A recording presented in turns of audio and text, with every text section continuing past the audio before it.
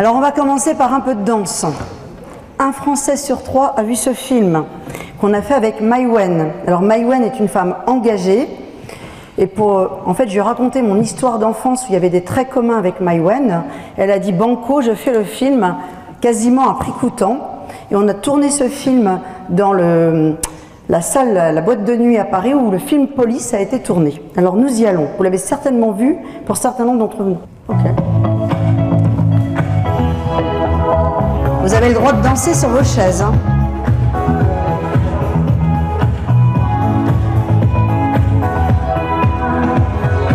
Chaque jour, 400 personnes meurent d'une maladie cardiovasculaire. Dans plus de la moitié des cas, les victimes sont des femmes. N'attendez plus pour prendre soin de votre cœur. Fédération française de cardiologie. On va pouvoir remettre un peu de lumière. Alors, qui a vu ce film? Vous n'allez pas souvent au cinéma. Alors, il est passé à la télé aussi, il repasse régulièrement. Alors, ce film était là pour dire aux gens, à la population française, donc il a été tourné il y a 3-4 ans, c'était dire à la population française, casser les préjugés. Ce film s'appelle Préjugés. La maladie cardiovasculaire ne touche pas uniquement les femmes ménopausées depuis 10-15 ans et les hommes. Ça touche de plus en plus aujourd'hui les femmes jeunes, on le verra ensemble ce soir, et des femmes même très jeunes. Sur l'île, ma plus jeune, elle a 23 ans. Pilule, tabac, égale infarctus. On va y revenir. Alors déjà, nous, les femmes, nous ne sommes absolument pas condamnées à mourir d'une maladie cardiovasculaire. Alors, les hommes vont me dire, mais celle-là, c'est une féministe, qu'est-ce qu'elle nous raconte? Dans un livre qui va bientôt sortir, on parle d'un chapitre qui est consacré à la médecine du genre. Les hommes migraineux, on n'y pense pas. Les hommes dépressifs, on ne pense pas à la dépression des hommes. L'ostéoporose, c'est une maladie de femme ménopausée. Un homme ne peut pas se faire une fracture sur ostéoporose.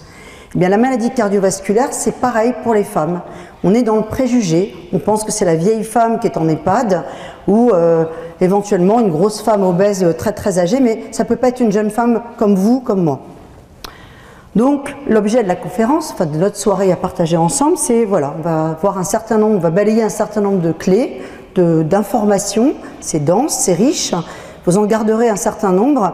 Je vois qu'il y a pas mal de messieurs, mais vous savez, j'en ai dû en faire une 50aine, et il y a toujours quasiment autant de messieurs que d'hommes, parce que vous avez des femmes, des mères, des filles, des nièces, des sœurs, et vous-même, messieurs, vous êtes des vecteurs de prévention. On n'est plus à l'ère de la médecine curative, c'est la médecine préventive. On doit tous se prendre en main et être dans l'éco-prévention, c'est-à-dire agir pour coûter le moins possible à la sécurité sociale. Alors c'est quoi la maladie cardiovasculaire? C'est très vaste, vous allez me dire, on parle aussi de maladie cardio-neurovasculaire, pour les neurovasculaires.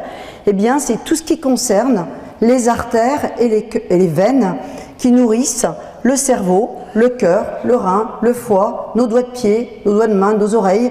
Voilà, on vit grâce à ce système, une pompe qui est le cœur, qui est un muscle cardiaque. Hein, c'est comme une chaudière, et cette chaudière, elle va pulser dans des tuyaux qui sont vitaux pour nourrir nos organes. Alors, Michel l'a dit, Thierry l'a dit, c'est effectivement une urgence épidémiologique en France. On a un problème en France, on a peur de mourir du cancer. Le cancer, ça fait peur.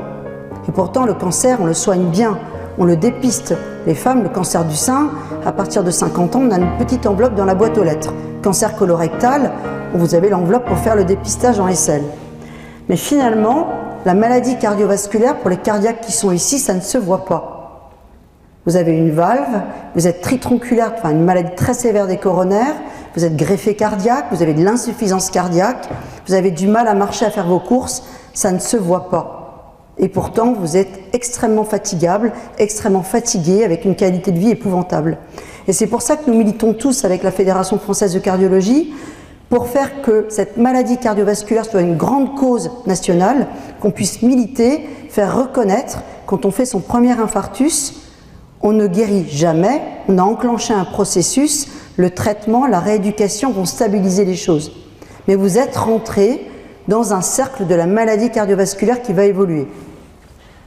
Alors effectivement, c'est une cause, 50% de décès en Europe sont liés aux maladies cardio-cérébrovasculaires et un décès sur 3 en France. faut faire attention aux chiffres. J'ai oublié ma petite flèche à Lille. Mais à droite, vous avez un camembert, ce sont les chiffres en Europe. En Europe, vous avez des pays qui sont plus ou moins favorisés. En France, on a un pays relativement favorisé, et les femmes meurent d'abord d'accident vasculaire cérébral. Il faut quand même remettre l'église au centre du village. C'est une expression que j'ai apprise récemment. Ensuite, elles meurent du cœur, et ensuite, elles meurent de rupture d'anévrisme ou de complications vasculaires périphériques. Dans les pays défavorisés d'Europe, elles mourront d'abord d'infarctus du myocarde. Donc c'est effectivement 8 fois plus que le cancer du sein. Mais c'est pas bien d'opposer les deux maladies, parce que les deux maladies sont des maladies de l'environnement, avec une part génétique, mais une mauvaise hygiène de vie favorise également le cancer du sein, mais aussi le cancer des intestins, par exemple, ou le cancer du poumon pour le tabac. Donc finalement, comparer les deux, c'est pas bien. Et pourquoi il y a 8 fois plus de décès? Tout simplement parce que les maladies ne sont pas dépistées à temps. Ce qui m'inquiète, enfin ce qui nous inquiète, nous cardiologues, c'est qu'il y a une progression très significative du nombre de femmes hospitalisées pour infarctus du myocarde. Mais attention, il faut faire attention aux chiffres. Il y a encore 4 fois plus d'infarctus chez les hommes que chez les femmes. Mais en proportion, on s'aperçoit qu'il y a une tendance qui nous alerte. C'est qu'aux urgences, moi j'ai commencé ma médecine, je suis arrivée à Lille en 1988, ça ne me rajeunit pas, mais j'avais quasiment jamais d'infarctus de jeune femme. C'était un truc rarissime. Aujourd'hui, toutes les semaines, aux soins intensifs cardiologiques, on a une femme de moins de 50 ans qui vient pour un infarctus. Elles ne font pas dans la dentelle, ce sont des gros infarctus. Et vous avez également parallèlement une augmentation du taux d'hospitalisation pour AVC. Et je ne suis pas neurologue vasculaire, je suis cardiologue, mais c'est très lié. Et la première cause de l'accident vasculaire cérébral ischémique et hémorragique, c'est l'hypertension artérielle. Et la deuxième cause, c'est la fibrillation auriculaire, c'est-à-dire quand l'oreillette bat un peu n'importe comment. Vous avez un petit doigt de gant dans l'oreillette qui s'appelle l'auricule. Les gants MAPA, tout le monde en a mis au moins une fois dans sa vie. Eh bien, les caillots sanguins se mettent dans le doigt de gant. Et quand on change le rythme cardiaque, le doigt de gant se vide et les caillots s'en vont un peu partout, et notamment dans la tête. Alors, le cœur des femmes, eh bien, nous, les femmes, nous sommes exposées à une succession de pertes de chance.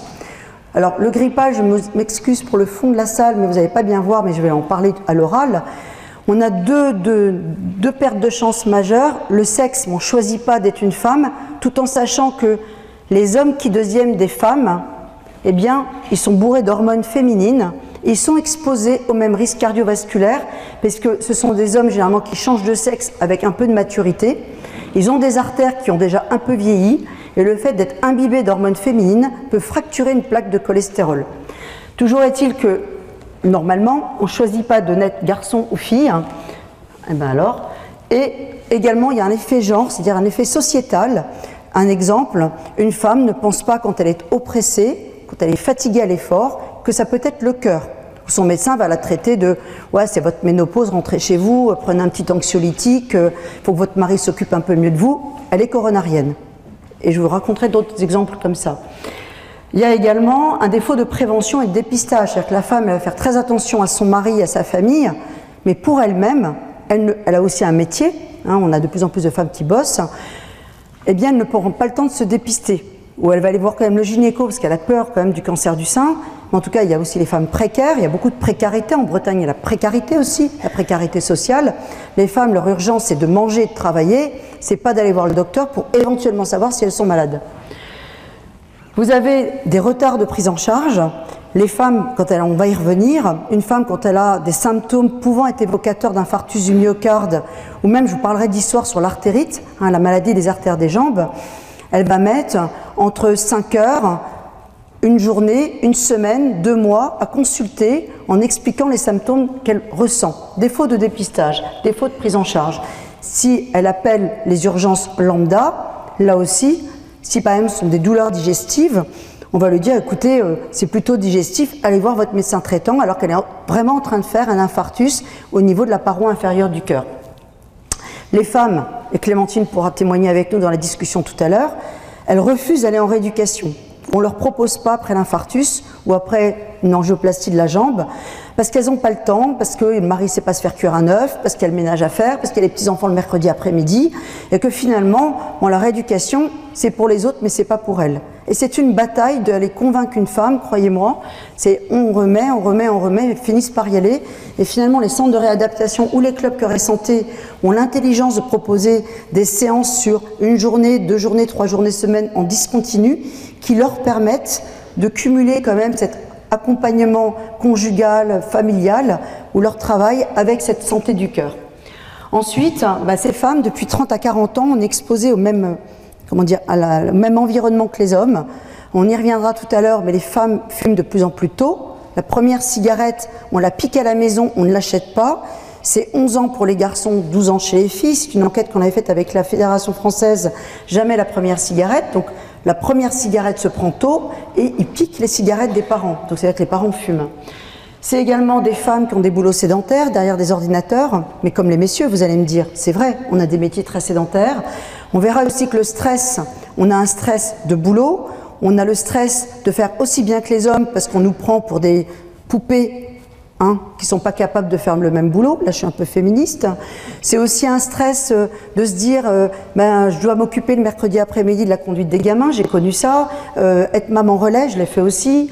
Faire au moins 2 fois par an les sorties à l'école parce que sinon votre fille vous fait la gueule en disant les autres mamans s'occupent de nous et puis toi t'es jamais là. Donc voilà, donc c'est un stress professionnel qui se surajoute à un stress familial, plus parfois le stress conjugal. On reviendra également sur les symptômes. Et pourtant, alors autant on va voir ensemble que les facteurs de risque classiques que vous connaissez tous, le tabac, le cholestérol, le diabète, la sédentarité, le stress, sont extrêmement toxiques sur une artère de femme, beaucoup plus toxiques que sur une artère d'homme. C'est comme ça, ce sont des registres épidémiologiques qui ont mis en lumière ces différences hommes-femmes. Mais à l'inverse, mesdames, l'hygiène de vie nous protège plus que les messieurs. Et vous avez sur cette planche une étude qui a été faite. Alors les Américains sont très forts. D'abord, les charities marchent très bien pour faire des dons. Donc ils ont beaucoup plus d'argent pour conduire des travaux de recherche de grosse envergure que nous en France. Parce que là encore, on a une médecine curative. Et je ne jette pas la pierre, c'est comme ça. On n'a pas beaucoup d'argent pour la recherche. Sauf que la Fédération française est un des plus gros financeurs pour la recherche cardiovasculaire. Grâce à vous, parce que c'est vous qui faites des dons, et on donne 3 millions d'euros pour la recherche, dont un programme sur les femmes, j'y reviendrai. Vous voyez, quand on ne boit pas beaucoup, alimentation équilibrée, là je fume pas. Dès que je fumais, je perdais la voix, donc je fume pas. Activité physique, 2,5 heures par semaine, et temps de télévision inférieur à 7 heures, vous êtes derrière vos bécanes, donc vous faites au moins 7 heures d'écran. Donc une femme qui est parfaite, eh bien, elle a un risque qui est divisé par 8, de faire un accident cardiovasculaire par rapport à une femme qui boit un petit peu trop, qui mange pas bien, qui fume, qui bouge pas assez et qui fait beaucoup de temps d'écran. Donc finalement, l'hygiène de vie, c'est dès qu'on est fœtus, il faut la faire. On stimule le fœtus, on tape sur le ventre, il court un peu, je rigole. L'infarctus du myocarde. Alors, ce qu'on va faire ce soir ensemble, je ne vais pas balayer toute la cardio, sinon on peut faire une semaine de training. Donc je vais prendre 2 exemples. Et puis à l'oral, j'évoque, si ça me revient, il faudra que ça me revienne, on parlera d'autres pathologies. Mais l'infarctus du myocarde, c'est important parce que c'est une pathologie qui est vraiment en pleine croissance. On finance un travail, on y reviendra tout à l'heure, sur l'infarctus de la moins de 50 ans. Et surtout ces symptômes-là. Mon objectif ce soir, c'est pas de vous faire peur. Mais c'est quand même d'être en alerte si vous avez des facteurs de risque. C'est-à-dire qu'une femme qui n'a aucun facteur de risque, elle ne va pas faire un infarctus comme ça. Sauf dans de très rares cas, on verra les formes, c'est rarissime. Mais le premier facteur de risque de la femme, 8 infarctus sur 10, c'est le tabac. Le tabac, le tabac, le tabac. Il n'y a pas de petite cigarette. Après, c'est le stress. Et après, on verra qu'il y a la contraception pour les jeunes femmes avec oestrogène. La douleur thoracique reste la manifestation la plus fréquente. Il ne faut pas dire qu'une femme ne fait jamais de douleur dans la poitrine. C'est faux. Dans un cas sur 2, elle fait une douleur thoracique. Mais ce n'est pas forcément la douleur comme ont les messieurs, une douleur qui serre en étau, qui irradie dans le bras, qui irradie dans la mâchoire, ça brûle, on a l'arrière-gorge qui brûle, on a envie de vomir, ça c'est la douleur typique masculine. Mais certaines jeunes femmes, lorsqu'elles bouchent une grosse artère qu'on appelle l'interventriculaire antérieure, donc c'est une grosse artère qui court à la surface du cœur, parfois même c'est le robinet, le tronc coronaire gauche, là elle va faire la même douleur que l'homme. Et c'est une urgence absolue. On dit time is muscle, ça veut dire quoi? C'est-à-dire qu'on a 3 heures pour ouvrir une artère coronaire. Après 12 heures, les carottes sont cuites, le muscle est mort. Entre 3 heures et 12 heures, ceux qui ont vu Hibernatus avec Louis de Funès, le cœur est en hibernation et avec l'IRM, on peut voir si le cœur est viable et dans ces cas-là, on proposera une revascularisation. La douleur thoracique peut être totalement inexistante chez la jeune femme et ça va s'exprimer autrement. Donc, elle peut être d'abord au niveau du creux de l'estomac, ça peut mimer une indigestion, ça peut mimer, elles me disent aussi, mais c'est très facile de faire le diagnostic a posteriori. Quand vous êtes au 15 ou le 18 qui écoute la femme qui appelle, sincèrement, il faut être systématique et se dire, et c'est ce que je dis à mes femmes que je vois en consulte ou en hospice, pour moi, des symptômes atypiques alors que vous êtes fumeuse ou ménopausée ou stressée ou du cholestérol, c'est un infarctus jusqu'à preuve du contraire. Parce que notre problème à nous, c'est de diagnostiquer trop tard ou de ne pas diagnostiquer. Et c'est pas grave d'appeler le 15 pour rien, on est là pour ça, sinon on change de métier. On fait le 15, on fait le 18, mais on appelle, on est là pour ça. Il ne faut pas avoir peur de déranger. À n'importe quelle heure du jour et de la nuit, nous sommes là pour vous. Et ça, c'est super important. 3 heures. Cette douleur, elle peut être aussi donc, entre les épaules. C'est parfois des femmes qui me disent « On avait juste une brûlure dans la mâchoire, mais c'est bizarre, docteur, la douleur, elle était de plus en plus fréquente. » Et à un moment donné, elle ne s'arrêtait pas, ma douleur. Et puis je commençais à être angoissée, puis je commençais à être oppressée. Mais là, c'est tout, on appelle le 15. Et puis on fait le diagnostic à l'hôpital. Ou même dans le camion du SAMU, parce que dans le camion du SAMU, on peut doser la troponine, qui est une petite protéine qui est libérée très tôt par le muscle cardiaque quand il n'est pas bien vascularisé. On fait l'électrocardiogramme, mais là encore les femmes, elles ne font pas dans la dentelle. On peut avoir des infarctus à électrocardiogramme normal chez la femme. Et vers même une troponine, ce qu'on appelle dans le jargon de cardio, dans la zone grise, c'est-à-dire que ce n'est pas très élevé, ces zones grises, donc il faut faire des dosages répétés, une surveillance. Et enfin, ça peut être une douleur qui va augmenter, diminuer. Et là, c'est une maladie spastique, c'est-à-dire les artères qui font l'élastique et qui se referment sur elles-mêmes. Les autres signes peuvent être associés aux signes précédents. Alors, un très bon signe, c'est la fatigabilité à l'effort. C'est-à-dire une femme, elle n'arrive plus à faire ses courses correctement. Elle ne monte plus ses étages. Elle est épuisée, ce qu'on appelle l'altération de l'état général. Cette notion d'anxiété, d'angoisse avec cet essoufflement, cette fatigabilité extrême, en présence de facteurs de risque, et c'est là où je vais être rassurante avec vous, eh bien, voilà, il y a des facteurs de risque, je suis ménopausée depuis plus de 5 ans, je suis une très grosse fumeuse, je suis très stressée, j'ai ces signes-là, ça se répète, ça dure plus d'1 quart d'heure, j'appelle. Alors les conséquences, vous l'avez compris, c'est que si on ne pense pas au diagnostic, on ne pense pas à appeler, j'ai une histoire comme ça en tête épouvantable d'une jeune femme de 47 ans qui était agent d'entretien près de Lille. C'est pas moi qui l'ai pris en charge, c'est Nathalie Assé qui est ma grande copine urgentiste du SAMU. Elle était avec son frère et elle mariait sa fille le samedi. Donc on était le jeudi. Elle a commencé à avoir ça, cette espèce de malaise, oppression dans la poitrine, elle s'est mise à vomir, elle s'est mise à avoir très vagale. Et ça a duré et son frère a eu peur, elle a perdu un peu connaissance puis elle s'est réveillée. Son frère a appelé le SAMU, qui a mis du temps à venir, elle a fait son arrêt cardiaque, elle n'est jamais repartie. Il y avait la gamine de 12 ans qui était à côté chez des voisins qui est revenue, maman était morte, et l'autre fille de 30 ans qui se mariait le week-end d'après. Nathalie, quand elle raconte l'histoire, elle en pleure, et ça c'est pas possible. J'en ai une autre comme ça qui m'a fait rentrer dans ce chemin de militantisme. J'étais en train, on partait en vacances, j'avais une 806 familiale et j'avais besoin d'un siège de plus. Donc mon copain anesthésiste m'a prêté son siège en échange d'un dîner. Et puis il m'a raconté une histoire affreuse d'une femme comme ça de 50 ans qui était vraiment pas bien non plus depuis le matin, qui va voir son médecin traitant, qui lui a dit quoi. Alors elle disait docteur, ça me serre dans la poitrine, je suis pas bien, je suis fatiguée, je suis angoissée, je sens que c'est pas pareil comme d'habitude. Son médecin lui a dit écoutez, c'est la ménopause. Voilà, je vais vous prescrire un peu de Lexomil, vous allez rentrer chez vous, on va mettre un peu de Mopral, et puis c'est bon. Elle rappelle quand même dans l'après-midi le SAMU en disant je suis vraiment pas bien, je suis pas bien, je sens que je vais mourir. Donc Jean-Marie lui a dit écoutez madame, votre mari vous emmène aux urgences, c'était à Valenciennes, elle est morte dans la voiture. Donc des histoires comme ça, je pourrais vous tenir toute la soirée comme ça. J'en ai plein, j'en ai plein. Et l'objet, c'est les premiers symptômes, on appelle. Alors, pourquoi est-ce que c'est différent? Il y a une explication. Les hommes, très tôt, ils font une maladie. Alors, la plaque d'athérome, c'est une plaque avec du cholestérol. Hein, vous avez une motte de beurre, vous mettez du beurre à l'intérieur d'une artère, ça vous parle. Puis au-dessus, vous allez mettre un petit peu de cellophrène, c'est l'endothélium. Les messieurs, ils font une maladie comme ça, qui est très intelligente, qui va réduire progressivement la lumière de l'artère. Vous avez tous eu des tuyaux de canalisation bouchés, à un moment donné, le robinet, ça coule plus. Donc les messieurs, ça va se traduire comment? Une douleur pour des efforts importants, puis moins importants, puis crescendo, puis mal tout le temps. La femme, elle ne fait pas ça. Avant 50 ans, elle a des plaques de cholestérol qui vont pas rétrécir l'artère, mais quand on s'est tous brûlés une fois dans notre vie, ça va faire comme une ulcération, comme une cloque.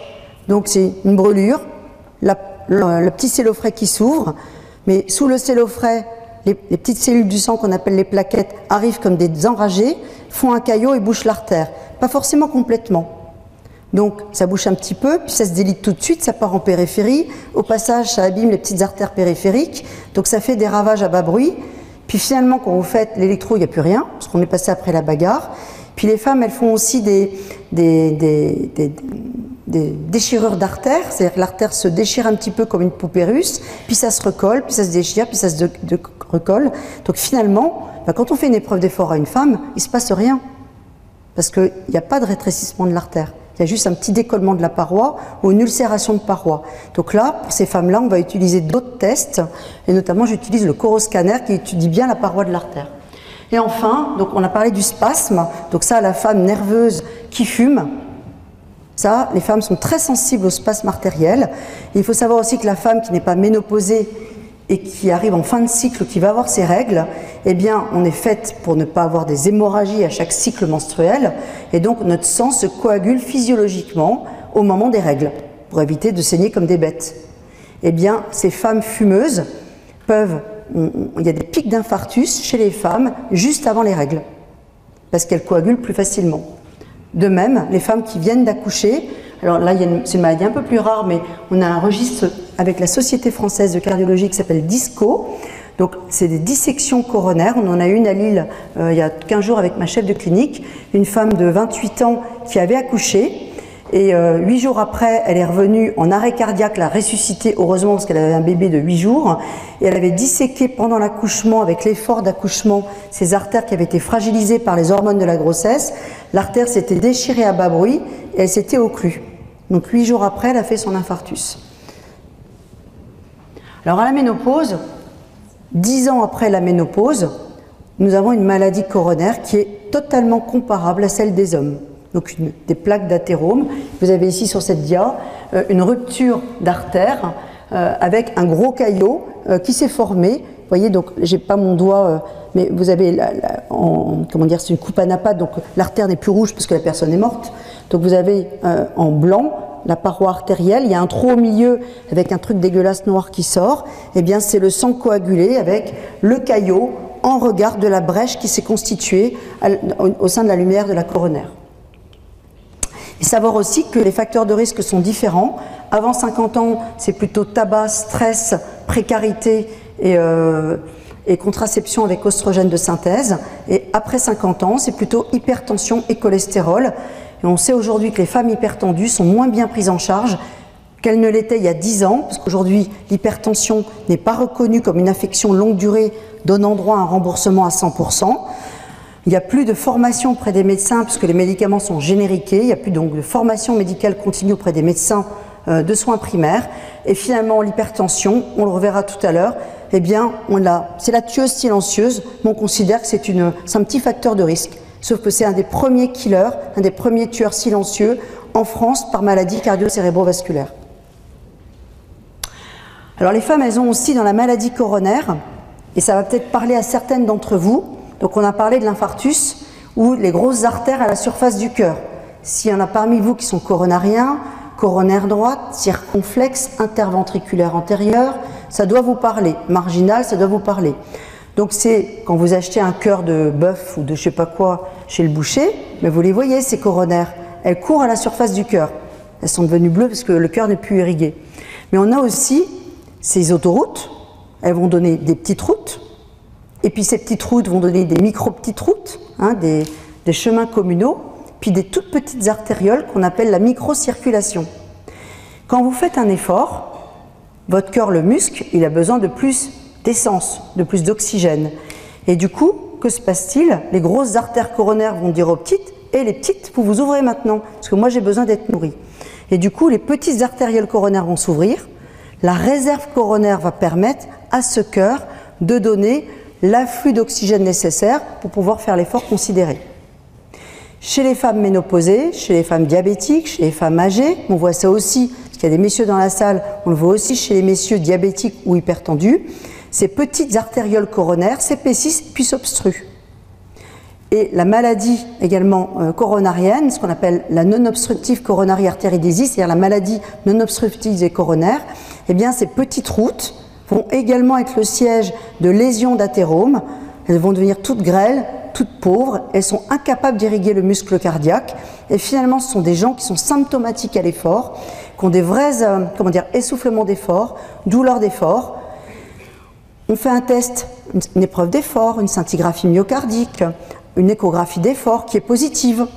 On met ces dames sur une table de coronarographie, parfois aussi les messieurs, et le cardiologue leur dit « Mais non, c'est pas les coronaires, ma petite dame, regardez votre coro, vous avez des artères de jeune fille. » Ben non, c'est les petites artérioles qui sont malades. Ces femmes, elles ont une mortalité multipliée par 2, et ça veut dire qu'on doit leur donner le même traitement médical, la même rééducation que si c'était les autoroutes qui étaient malades. Et ça, c'est quelque chose qui est relativement récent dans la connaissance de la cardiologie, et qui fait qu'on milite pour dire aux cardiologues qui font de la coronarographie, messieurs, il y a une maladie distale coronaire qui a des spécificités chez la femme ménopausée, chez l'homme diabétique, chez la femme et l'homme hypertendu. C'est important parce qu'on doit le traiter comme ça.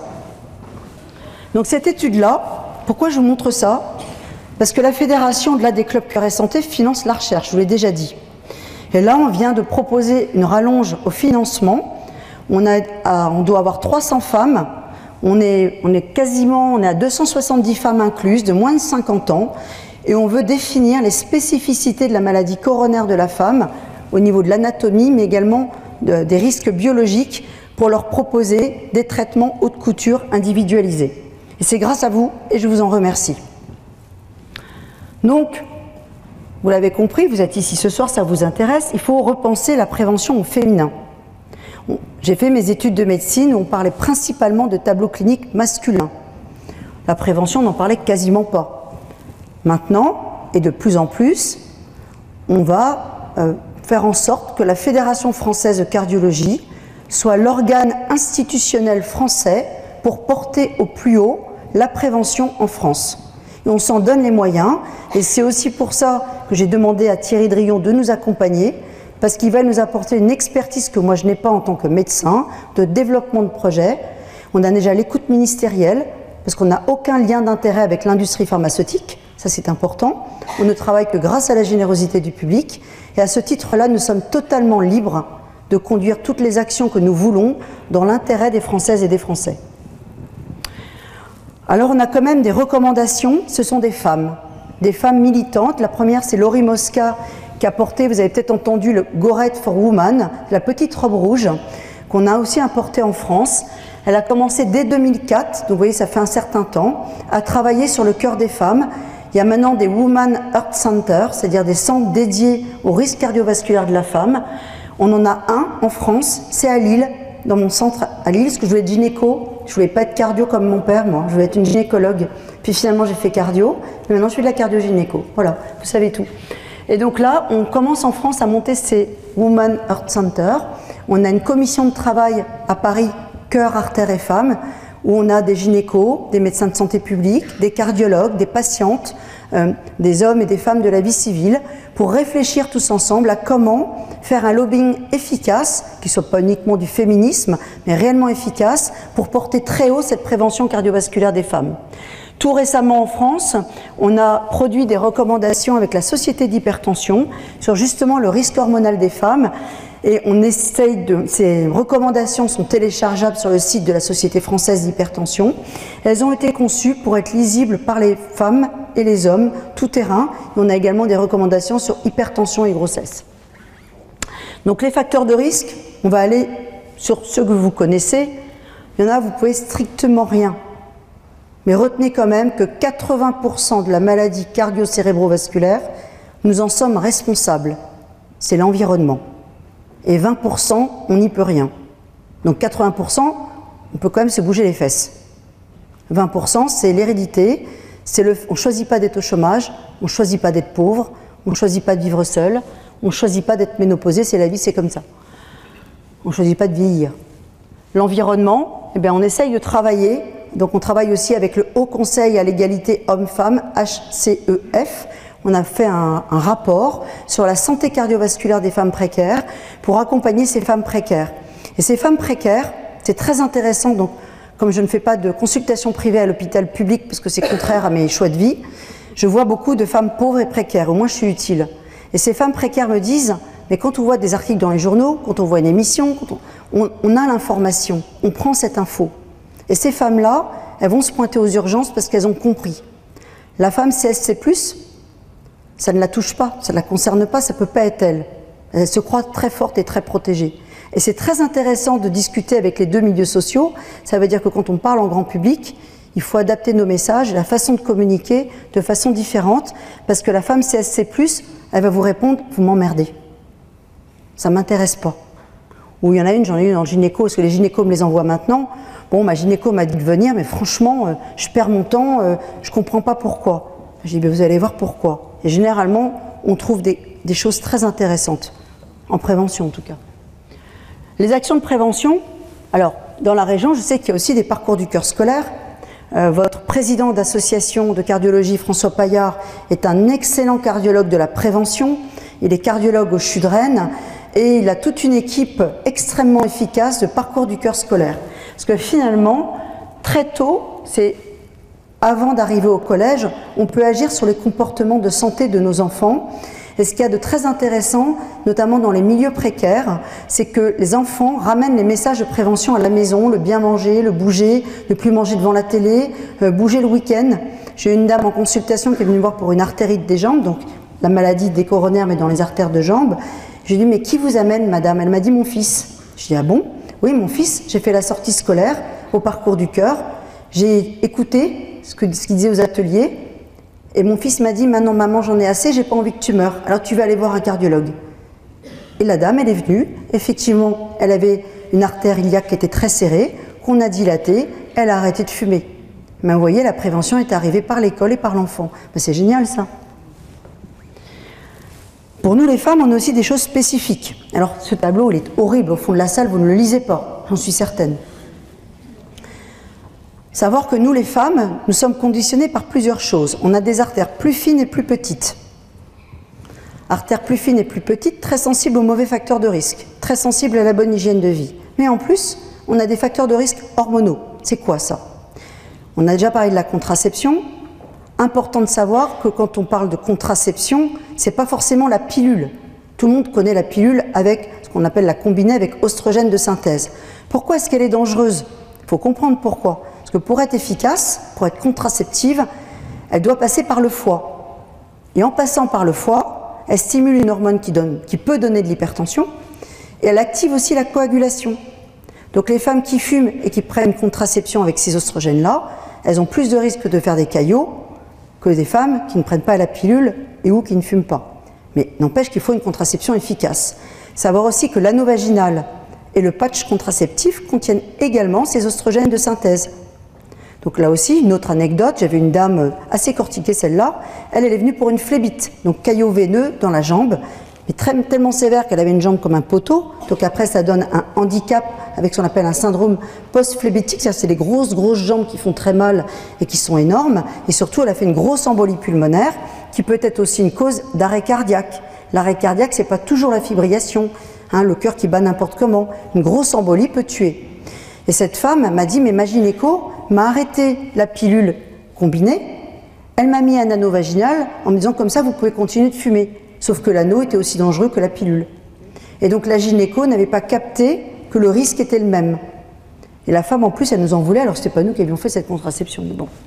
Il y a d'autres choses chez la femme, les femmes qui font de l'hypertension au cours de la grossesse, c'est-à-dire qu'elles ont, le modèle de la grossesse est très intéressant, parce qu'on fabrique un placenta pour nourrir son bébé, et ce placenta, c'est plein de petits vaisseaux qui viennent à la fois du petit œuf, du bébé fœtus, et qui viennent des artères de la cavité utérine. Et il y a des femmes, pour différentes raisons, des facteurs de risque, puis elles attendent de bébé ou elles sont hyper stressées, elles ont du mal à fabriquer ce placenta, cette éponge vasculaire qui va vieillir prématurément et qui va sécréter des substances qui donnent de l'hypertension, mais qui vont abîmer le rein, le foie, le cerveau. Et il faut savoir que c'est la première cause de mortalité maternelle et de mortalité néonatale. Et ça se dépiste, ça se prend en charge, mais surtout quand ces femmes perdent leur bébé, derrière nous, on ramasse les femmes à la cuillère, et il faut les préparer à une nouvelle grossesse. Et surtout pour celles qui ont fait ça, c'est parmi vous, qui ont fait de l'hypertension ou de l'albumine dans les urines pendant la grossesse, sachez qu'aujourd'hui, c'est un facteur de risque indépendant, spécifique de la femme, d'hypertension, d'accident vasculaire ou d'infarctus à la ménopause. Ça veut dire quoi en clair? Ça veut dire que vous savez que vous avez fait ça, vous le dites à votre cardio ou à votre médecin traitant, et ça impose un suivi un petit peu plus régulier, tous les 2 à 3 ans quand on arrive à la ménopause, par rapport à une femme qui n'a pas fait ce genre de problème pendant la grossesse. Le fait d'avoir une hystérectomie avec ovariectomie, pareil, vous êtes dans une situation de ménopause un peu plus précoce. Avoir une ménopause avant 40 ans, avant 45 ans, eh bien vous êtes exposé prématurément à cette carence d'hormones qui protègent les artères chez la femme. L'endométriose, on en parle beaucoup dans les journaux grand public, parce que ces femmes sont en fait à risque métabolique avec les traitements hormonaux qu'on leur donne, donc elles sont à risque d'être hypertendues, diabétiques au moment de la ménopause. Alors je demande à mes femmes de 70 ans, vous avez eu vos règles à quel âge? Elles me regardent avec des yeux de soucoupe. Oh docteur, ça fait loin, ça fait loin, ça fait loin. Je dis écoutez, rappelez-vous quand même. Donc avant 11 ans, après 15 ans, c'est associé à un surrisque cardiovasculaire et métabolique de la ménopause. Avoir plus de 3 enfants, pourquoi? Parce que quand on est enceinte, on stocke comme des hamsters de la graisse pour pouvoir allaiter derrière. Donc on se transforme en gentille petite pomme poire, un mixte, un combiné, mais qui fait que si on n'allaite pas, eh bien on va garder la graisse, et finalement ces femmes, de façon bien sournoise, accumulent les kilos entre chaque grossesse, et finalement, les femmes, j'ai des femmes, j'en ai une, elle avait eu 14 enfants. Elle dit, docteur, je ne me suis jamais revue. Ah oui, la pauvre, 14 enfants, et elle avait un cœur comme une baraque à frites. Parce que quand nous sommes enceintes, on mouline 5 litres de sang supplémentaires, et c'est une épreuve d'effort pour le cœur pendant 9 mois. Plus ce stockage métabolique. Donc être enceinte, c'est physiologique, mais ça, nous les femmes, par rapport aux hommes, nous prenons un risque vasculaire et métabolique pour leur faire leur beau bébé. La migraine. Alors la migraine, toutes les migraines ne sont pas dangereuses, c'est les migraines avec aura. Alors c'est quoi la migraine avec aura? La plus connue, c'est la migraine ophtalmique. On commence à plus bien voir d'un œil, on a une petite mouche, puis on commence à avoir très mal à la tête, puis après on est couché, on a envie de vomir. Il y a aussi des femmes qui perdent un peu la parole, qui ont des paresthésies, et ça peut mimer un accident ischémique transitoire. La migraine avec aura, c'est un diagnostic d'élimination. Si parmi vous, il y en a qui ont ces symptômes-là qui se prolongent, c'est comme pour l'infarctus du myocarde, 3 heures. On fait le 15 parce que ça peut être un authentique accident vasculaire cérébral. Donc on parlera de migraine après coup. D'accord? Et enfin, le fait, la dépression est plus impactante chez une femme que chez un homme, et la précarité, ça c'est avant 50 ans. Après 50 ans, je vous ai parlé de la ménopause, donc ça commence, les cycles qui cafouillent, on commence à s'embêter, des cycles longs, des cycles courts, on ne sait plus, ça disparaît, puis ça revient d'un coup, on s'y attend pas. Et là, sournoisement, on prend des petits grammes chaque mois si on ne fait pas attention, c'est-à-dire si on ne mange pas un peu moins, ou si on ne bouge pas un peu plus. Et finalement, les choses s'aggravent à partir du moment où les règles s'arrêtent. Dans les 5 ans qui suivent, on a les artères qui se rigidifient, qui s'épaississent, l'hypertension qui apparaît, et on se transforme en petite pomme gentiment quand on ne fait pas attention. Voilà. Donc ça, c'est important. La double peine. Donc on finance aussi un autre projet de recherche avec la fédération qui s'appelle Baccarat, avec Jean Ferrière à Toulouse, la double peine des femmes, cancer du sein et infarctus du myocarde.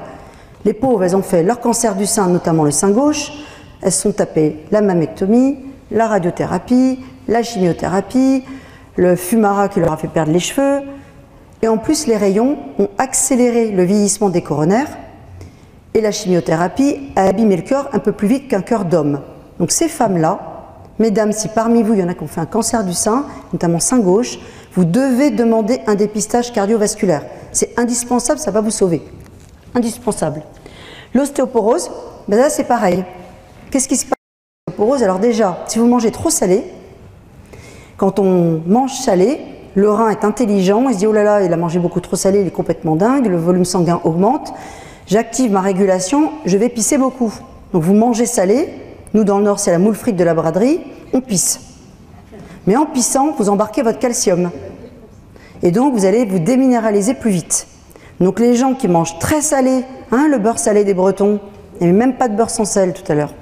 Ben le sel, même le sel de Guérande, même la fleur de sel, quand on en mange trop, eh bien ça peut aggraver l'ostéoporose et c'est surtout un des facteurs de risque majeurs modifiables de l'hypertension artérielle. Et puis après, on va passer vite, il y a tout ce qui est la fibrillation auriculaire qui est plus méchante chez la femme, on les anticoagule plus vite, et puis j'ai déjà parlé de mon syndrome métabolique, la petite pomme. Donc si je résume, eh bien il y a une véritable horloge du risque cardiovasculaire chez la femme, et entre 25-35 et 35-50, nous sommes impactés par le tabac, enfin moi ça ne me concerne plus, hein. Le stress, précarité, si, le stress, l'obésité, la sédentarité. Et puis en rouge, vous avez toutes ces choses liées à la grossesse, avec l'atteinte du muscle cardiaque de la grossesse et l'hypertension de la grossesse. Et après 50 ans, eh bien, on a toujours ce tabac qui est là, mais on va voir que ce syndrome métabolique, dyslipidémie, diabète, hypertension, ménopause, va finalement prendre le pas sur le stress, précarité et le tabac. On reviendra tout à l'heure sur le Takotsubo. Hop. Alors le tabac, ça va? Vous avez encore la cervelle qui fume ou pas? Le tabac, j'insiste, vous m'avez entendu, premier facteur de risque de l'infarctus du myocarde. Avant 50 ans, 8 infarctus sur 10. Avant 35 ans, elles fument toutes. J'ai pas d'infarctus sauf de très rares cas de tumeurs endocriniennes, mais c'est un cas pour 1000, donc c'est rien. Il y a toujours le tabac et beaucoup la précarité. Donc le tabac, il n'y a pas de seuil. Pas de seuil d'intensité ni de durée. C'est le plus haut facteur de risque chez la femme, donc beaucoup plus puissant chez la femme que chez l'homme. Et c'est le facteur de risque dont le bénéfice est le plus puissant chez une femme jeune. C'est la cause la plus fréquente de décès prématurés chez la femme jeune. D'origine cardiovasculaire, j'entends. Alors comment ça marche? Le tabac, il peut participer à la fabrication en haut des plaques d'athérome. Vous voyez ces petits points jaunes dans l'artère. Mais là, il faut quand même un certain temps. C'est des femmes que je vais voir, généralement, si elles commencent à fumer vers 13, 14, 15 ans, quand je les vois à mon âge, 56 ans, vous calculez, elles ont quand même 40 ans de tabac dans les pattes. Donc là, effectivement, les artères commencent à avoir cet aspect-là. Si j'ai mon cellofray qui se rompt, vous avez l'espèce de pougnac rouge là, de viande hachée qui vient se mettre sur l'artère et qui la bouche, c'est le thrombus. Et puis, vous avez aussi ce spasme, hein, l'artère, les flèches vertes, l'artère qui se referme sur elle-même, et quand elle se referme sur elle-même, le sang ne passe plus et a tendance à stagner et à coaguler, surtout si notre femme fume et si notre femme prend cette contraception. Alors le pire, c'est la fille qui fume, qui s'engueule avec son patron qui a été chiant avec elle, il fait froid, elle va fumer sa petite cigarette dehors, donc le froid fait spasmer, elle est énervée, elle prend sa contraception ou pas, elle fume sa clope pour se détendre. Banco, elle fait son spasme et ça peut conduire, mais pas toujours heureusement, ça peut conduire à un syndrome coronaire. Il n'y a pas de petite cigarette. Alors j'ai des femmes en consultation qui me disent écoutez, moi j'ai ma cigarette plaisir. Alors généralement c'est la cigarette du petit-déj, la cigarette après le repas, la cigarette le soir et la cigarette du câlin. Ça en fait 4. Quand elles en fument 10, 15, 20, je leur dis écoutez, sur les 20, il n'y en a pas 20 qui sont utiles. Donc vous allez commencer à retirer celles qui ne sont pas utiles. Et ensuite, je leur prescris la micro-choupa-choup. Alors la micro-choupa-choup, vous en avez tous au moins sucé une fois, c'est la micro-sucette impossible à ouvrir. Donc le temps, parce que l'envie de fumer dure 3 minutes, le temps qu'elle s'excite à ouvrir la sucette et le papier, et qu'enfin ça arrive dans la bouche, l'envie de fumer elle est passée. Et ça marche bien, ça marche bien. Après 35 ans, je vous l'ai mis, mais l'association pilule-tabac-migraine, quand on parle là de l'AVC, ça multiplie par 35 le risque d'AVC. Ça c'est énorme.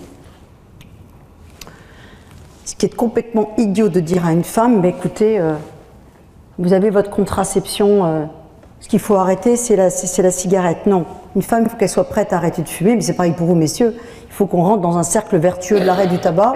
Un message punitif n'a jamais marché en prévention. Il faut que ça soit une alliance thérapeutique, un contrat qu'on a avec son patient, et on se fait aider.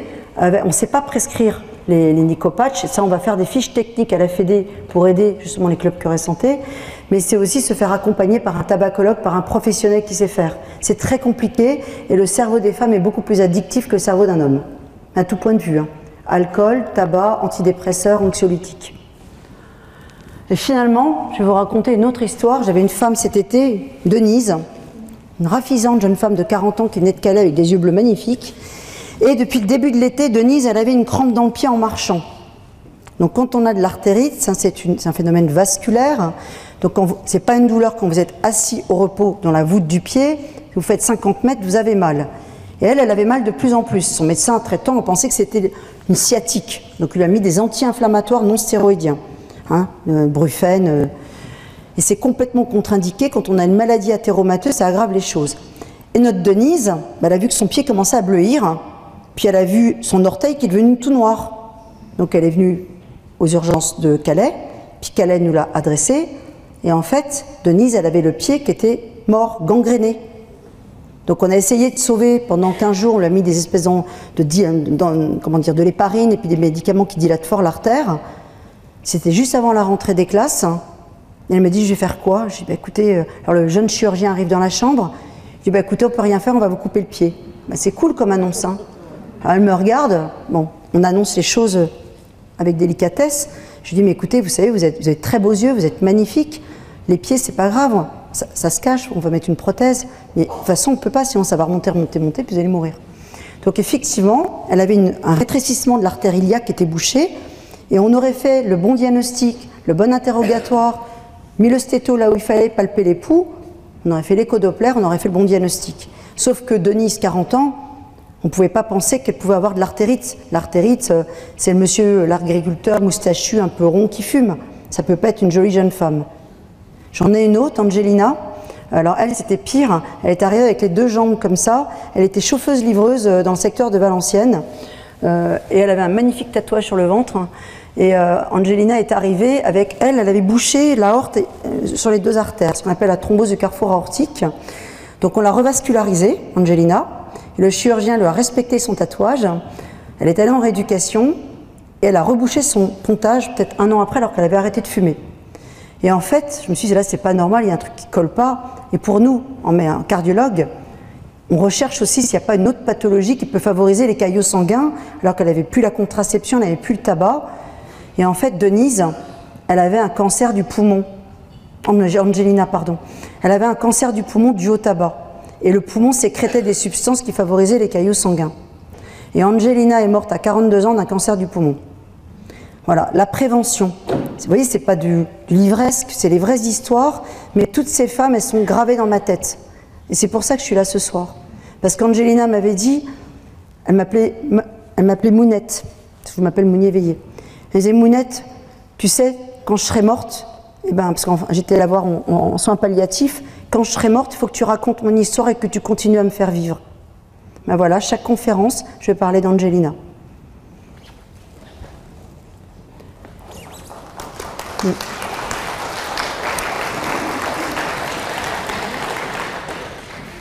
On va parler sur l'hypertension, un peu plus gai. Un peu plus gai, mais ces histoires-là, elles vous chevillent au corps. Alors l'hypertension, il y en a beaucoup qui sont hypertendus dans cette salle. Il y a 13 millions d'hypertendus en France. C'est un Français sur 3. Alors l'hypertension, c'est quoi? L'hypertension, c'est un excès de pression de liquide dans les artères. Robinet, vous avez un tuyau de jardin, vous ouvrez trop fort, vous mettez le pied sur le tuyau va péter. C'est pareil l'hypertension.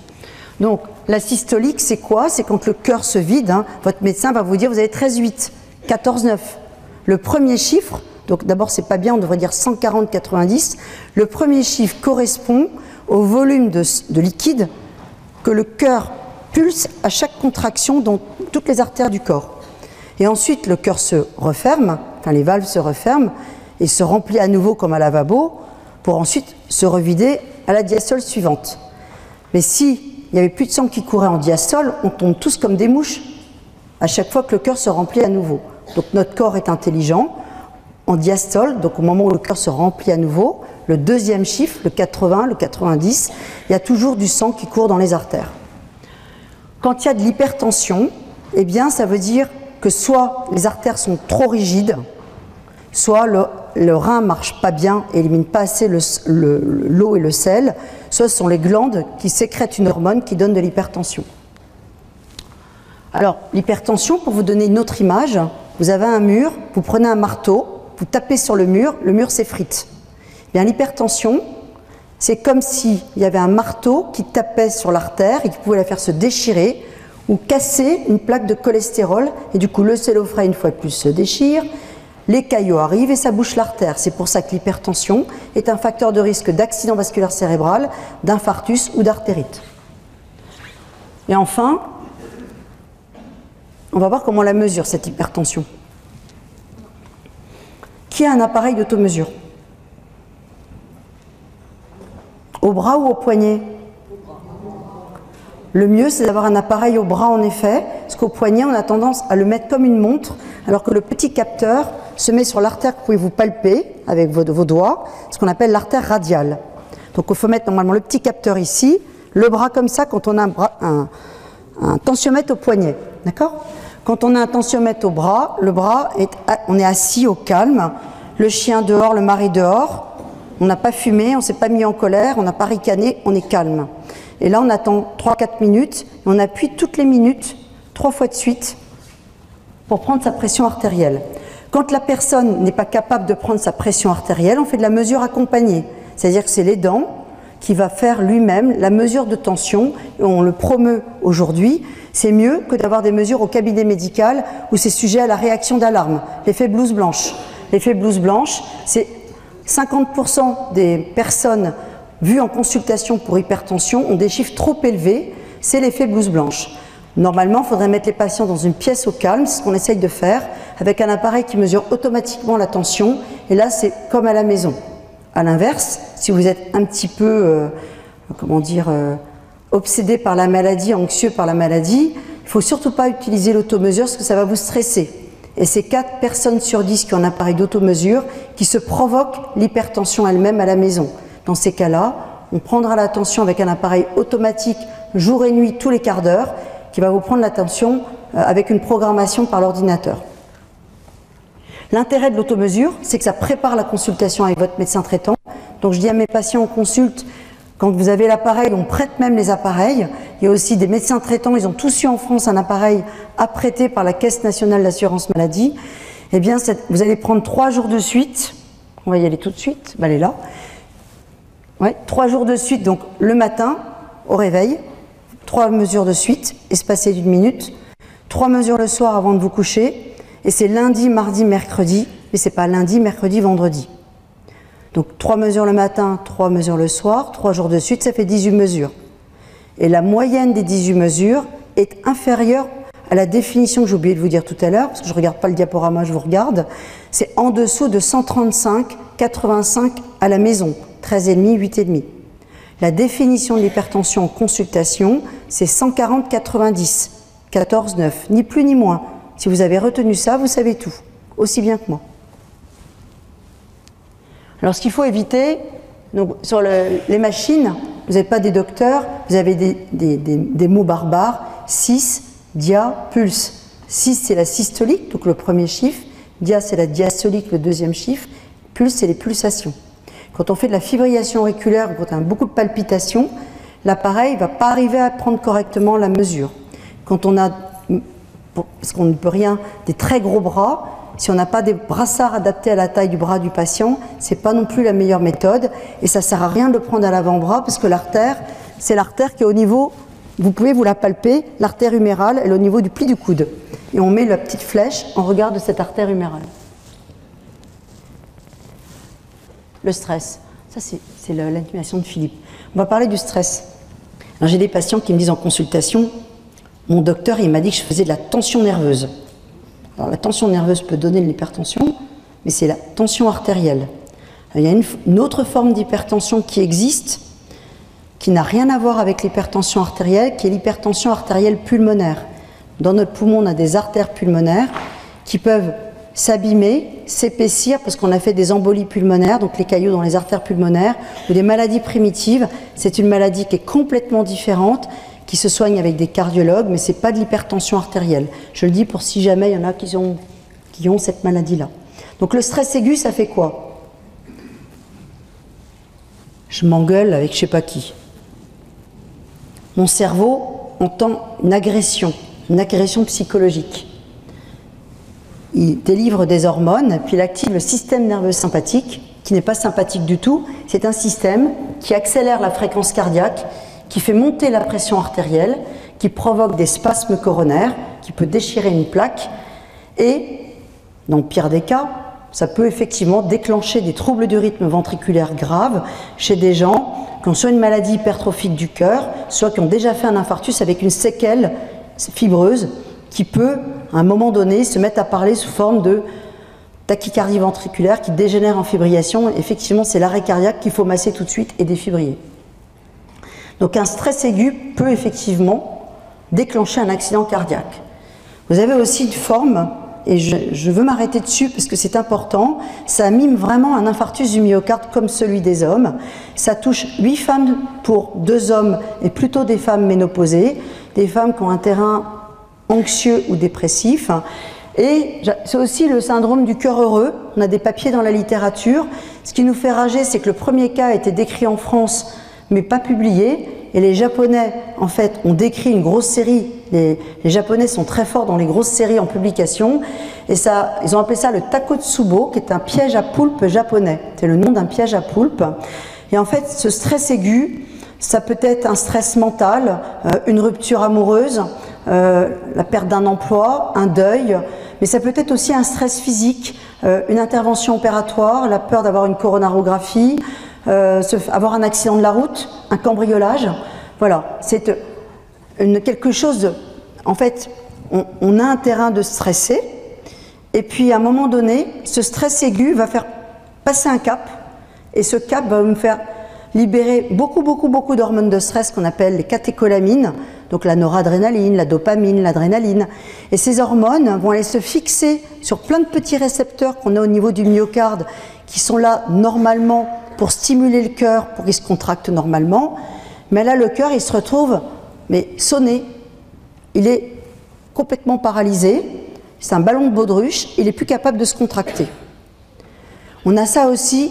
Vous arrivez le cheveu sale chez vous en guenille, anniversaire surprise. Ah, merde, vous n'êtes pas habillé, pas maquillé. Hein. Un stress heureux, une demande en mariage, l'annonce d'une, je sais pas, une grand-mère qui sait qu'elle va être grand-mère pour la première fois, ça peut aussi déclencher ça.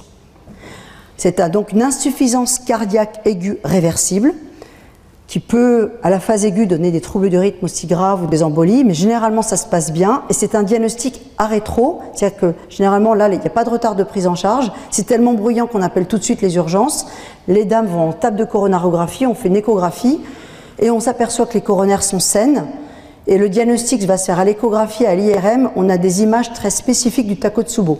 Et tout rentre dans l'ordre, dans les 2 à 3 mois, et on va progressivement arrêter les traitements, et c'est bien qu'elles aillent aussi en rééducation et dans un club cœur et santé. Le stress chronique, alors là c'est une vraie saleté celui-là, parce que sournoisement, il va aller stimuler on a des petites glandes endocriniennes en forme de chapeau chinois qu'on appelle les surrénales, qui sécrètent les hormones de l'hypertension, les hormones du stress et les hormones sexuelles. Et là, on va sécréter une hormone qu'on appelle le cortisol, et ce cortisol va faire grossir, va favoriser la maladie athéromateuse, va favoriser le grignotage, le mal-être, la fatigue. Et finalement, ce stress chronique va nous transformer en petites pommes, va favoriser le développement de la maladie athéromateuse, va favoriser également la prise de poids, et à terme, tous ces facteurs de risque, finalement, vont favoriser les événements cardiovasculaires. Donc maintenant, il est temps d'agir. Vous avez toutes les clés, toutes les cartes. Maintenant, qu'est-ce qu'on va faire? Qu'est-ce qu'on va faire? Il y a plein de choses à faire. Alors déjà, on travaille avec la cible artère. Donc, Michel, elle a appris ce soir que sur l'intranet de la Fédération française de cardiologie, elle avait la fiche artère. Donc, cette fiche artère, on l'utilise, elle a été créée dans le Nord-Pas-de-Calais par un réseau que j'avais monté dans le Nord qui s'appelait HT Avasc, avec un groupe d'éducation thérapeutique. Et vous l'aurez compris aussi bien que moi, l'objectif c'est d'être dans le vert. Et autour de cette artère, vous avez des facteurs non modifiables, le fait d'être un homme, le fait voilà, d'avoir une hérédité, de vieillir, mais vous avez surtout plein de facteurs sur lesquels nous pouvons agir. Donc quand on fait la première consultation avec nos patients, en rééducation ou en consultation, ou en hospice, on prend cette fiche et avec notre patient, le mètre ruban, la balance et la prise de sang, on va tracer le trait rouge. Et ensemble, on va essayer de se tirer dans le vert avec l'hygiène de vie et la prise en charge thérapeutique. Donc nous, médecins, qu'est-ce qu'on fait? On vous voit. Première chose à faire, vous interrogez, on est des détectives privés. Une consultation longue de dépistage, c'est à minima 30 à 40 minutes. Mes patients, je les garde quasiment 50 minutes, voire 60. Je ne suis pas rentable pour l'hôpital, mais je m'en fous. Mes patients, je sais comment je les prends. Parce que dans l'interrogatoire, c'est vachement bien. Quand je fais la visite avec mes externes et mes internes, je leur dis, vous regardez la table de nuit. Il y a plein de choses dans la table de nuit. Puis des petites choses cachées, au frigidaire. Ils vous disent, je mange rien, docteur. Comme ça, je mange rien. Vous ouvrez, il y a du coca, pas du coca zéro. Hein. Il y a du vrai coca, tiroir du chocolat, des bonbons, l'armoire des gâteaux. Il y a tout ce qu'il faut. Et ils vous disent, on ne mange rien. Bon. Ensuite, on examine. Indispensable d'examiner un patient. On ne peut pas soigner sans examiner, sans toucher un patient, ça se tripote. On le palpe, on le sent, on le renifle, c'est important.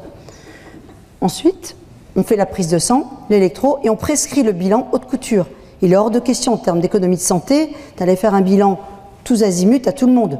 On va personnaliser le bilan en fonction de l'interrogatoire, l'examen clinique et de ce qu'on pressent du patient. Et ensuite, on revoit l'habitude et l'hygiène de vie. Et puis finalement, vous avez tous été au supermarché, sauf les messieurs qui font faire les courses par leurs femmes. Moi, c'est mon mari qui les fait. Je suis tranquille. Vous avez un caddie, et dans le caddie, on met quoi? On met l'ensemble des facteurs de risque, on met l'hérédité, on met les résultats des examens, les résultats des examens complémentaires. Et finalement, j'ai mes patients, le traitement et l'hygiène de vie, c'est le bon de réduction. On aime bien avoir des bons de réduction, le traitement, c'est ça. Traitement, hygiène, enfin, il n'y a pas que les médicaments. Hein. Un hypertendu qui a une bonne hygiène de vie, qui fait attention au sel et qui ne prend plus de beurre salé, on économise un traitement antihypertenseur. Il fait 30 minutes d'activité physique par jour, il perd 5 kilos, un deuxième traitement antihypertenseur. Il accepte de se dépister et de s'appareiller pour l'apnée du sommeil, un troisième traitement antihypertenseur. Et on peut arriver finalement à des patients avec le traitement minimal efficace et pas se contenter de faire une escalade thérapeutique pour aller vite et torcher la consultation parce qu'on en a d'autres qui attendent derrière. L'hygiène de vie, c'est pareil, c'est un contrat moral entre le patient et lui. Quand mes patients ne suivent pas, je leur dis écoutez, vous ne revenez pas me voir. Moi, je ne m'esquinte pas pour vous. L'alliance thérapeutique, vous m'avez trompé, c'est pas la peine, vous ne revenez pas. Vous revenez me voir quand vous aurez fait un petit effort. Et ils reviennent l'année d'après, hyper contents parce qu'ils ont effectivement fait quelque chose. Donc c'est important, il ne faut pas être passif. Il ne faut pas vous dire les cachous sont là, donc moi je m'en fous, je ne fais pas attention, je ne fais pas d'efforts. Vous devez faire attention et faire des efforts parce que c'est une alliance thérapeutique. Et finalement, vous allez avoir le prix à payer qui va être le plus bas possible et votre objectif, c'est de ramener votre probabilité d'accident quasiment comparable à quelqu'un qui n'a jamais fait d'accident. Alors attention, quand on a déjà fait un accident vasculaire cérébral, que malheureusement on a un pacemaker, de l'insuffisance cardiaque ou qu'on a fait un infarctus, on n'est jamais dans le risque comparable à 10% de quelqu'un qui n'a jamais fait. On reste toujours à une probabilité de 20%, c'est-à-dire que sur 100 personnes qui font tout ce qu'il faut, il y en a encore 20 qui malheureusement peuvent refaire un jour un petit accident, mais qui sera toujours moins grave que s'ils ne faisaient rien du tout. Ce sera un bébé accident. Donc, l'hygiène de vie, c'est un écomédicament. On n'arrête pas de parler de planète verte. On peut parler de santé verte. La santé verte, c'est vous êtes responsable. Et en plus, quand vous boulottez des médicaments, il y a les plaques pelliculées que vous mettez à la poubelle, les cartons, le papier. Donc en ayant une santé éco-responsable, vous protégez également la planète.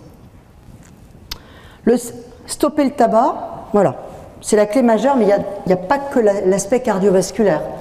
En 24 heures, ça ne vous viendrait pas à l'idée de mettre la tête dans le four ou devant le tuyau d'échappement de votre voiture. Hein?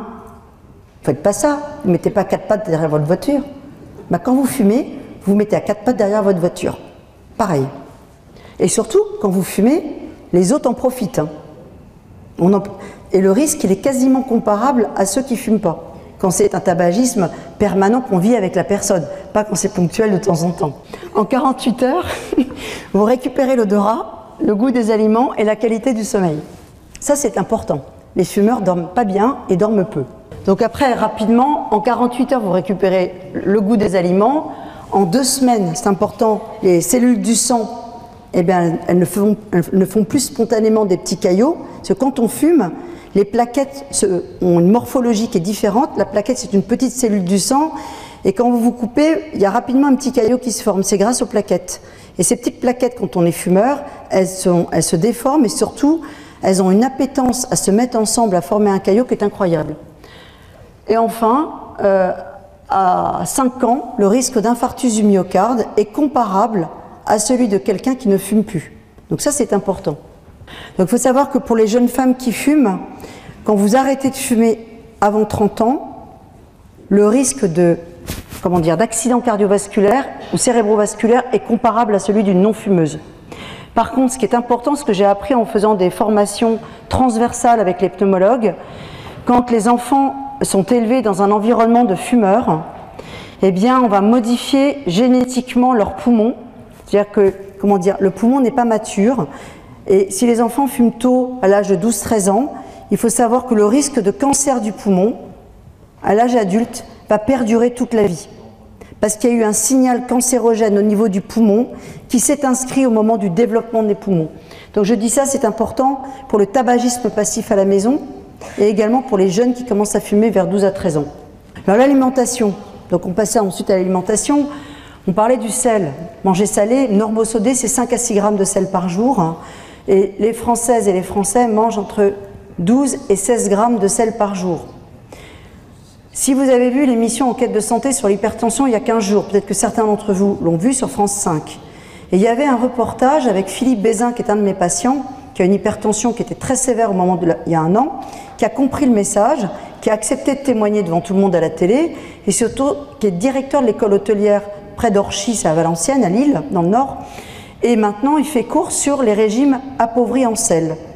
Et dans le reportage, vous verrez la chef cuisinière qui pèse 16 grammes de sel dans une balance versus 4 grammes de sel. Mais c'est incroyable, hein, ça fait presque une tasse à café, 16 grammes de sel.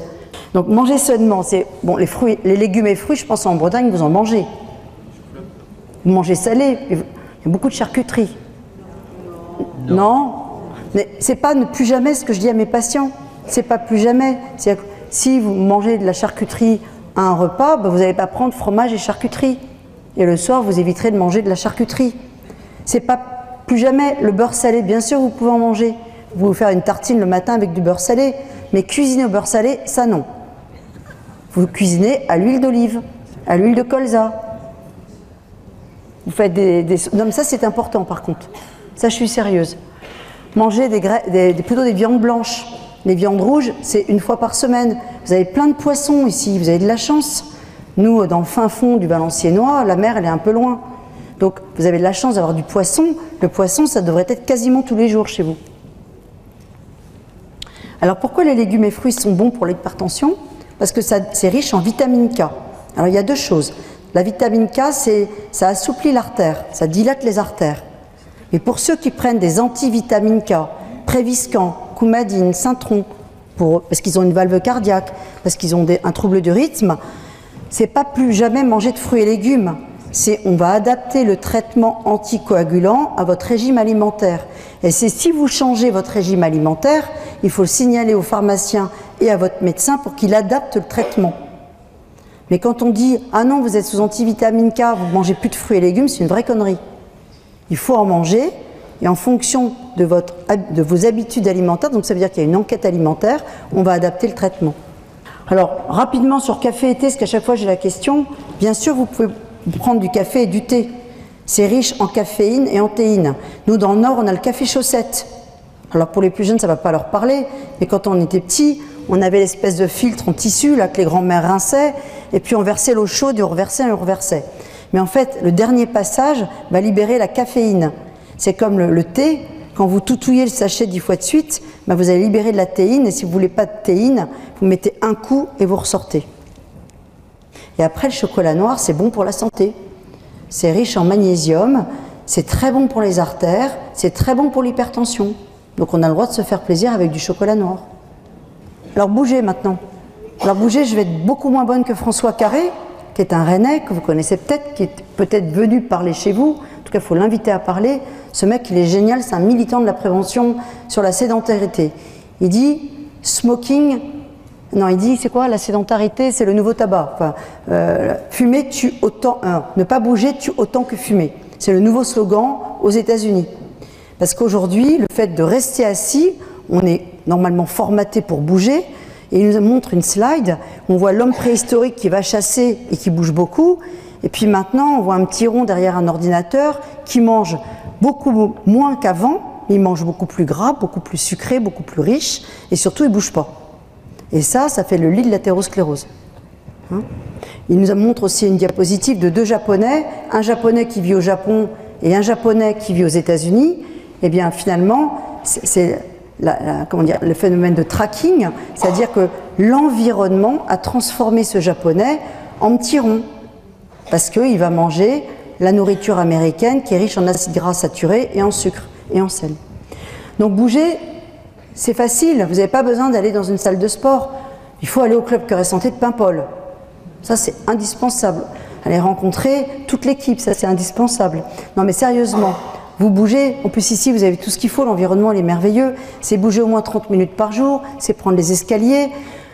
C'est pas aller en salle de sport en voiture, garer sa voiture sous l'escalier mécanique, prendre l'escalier mécanique, se donner bonne conscience 1 heure sur un tapis, reprendre sa voiture et retourner à son ordinateur.